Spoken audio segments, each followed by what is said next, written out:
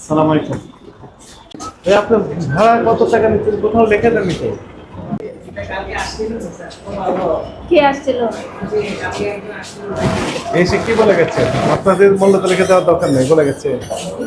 কি বলে গেছে? ভাড়ার তালিকা। হ্যাঁ, জানি এখন কত টাকা করে নিচ্ছে? আমি ভালো বুঝতে পারি না আপনার কথা। জরিমানা 5,000 তারপরেও হয়েছে। এখনো পর্যন্ত টাকা নেই।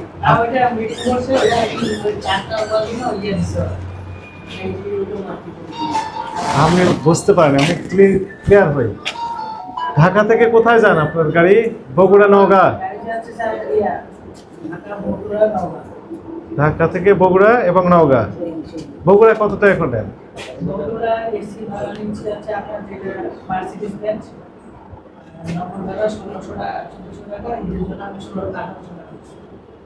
1600-1800।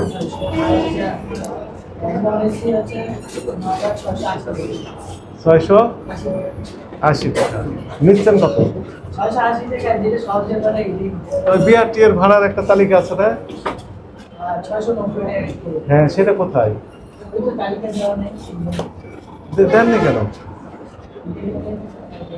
জরিমানা করেছে একবারের জন্য। দেখি রিসিপ্ট দেখেন দেখি। বিষয়টা হয়েছে যে তারপরে আপনাদের দিচ্ছে না কেন? আপনি ওই যে স্মার্টফোন থেকেই তো আপনি ডাউনলোড করে নিতে পারবেন, নিয়ে প্রিন্ট করে এখানে রেখে দিলেন।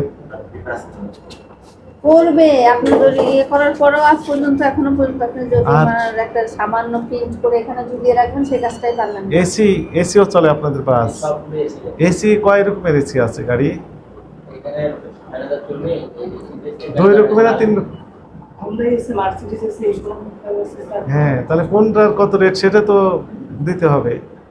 15 তারিখ, আজকে 16 তারিখ। কেন জরিমানা করা হয়েছে? বেশি টাকা নিয়েছেন, গতদিন বেশি নিয়েছিলেন টাকা। বেশি টাকা নিয়েছিলাম বলতে স্যার, ওই যে শহর দপ্তর ভাড়া হচ্ছে 680 টাকা, আর ওইখানে তো ওরা ভ্যাট কাটে 735 টাকা। এখন ওইটা রেজিস্টার এসে এটা ওই যাত্রী এসে বলছে আমার টিকিট প্রিন্ট করে দিছি, এটা এখানে ছিল ম্যাজিস্ট্রেট দেখছে। কত টাকা লেখা ছিল প্রিন্টে? 735 টাকা।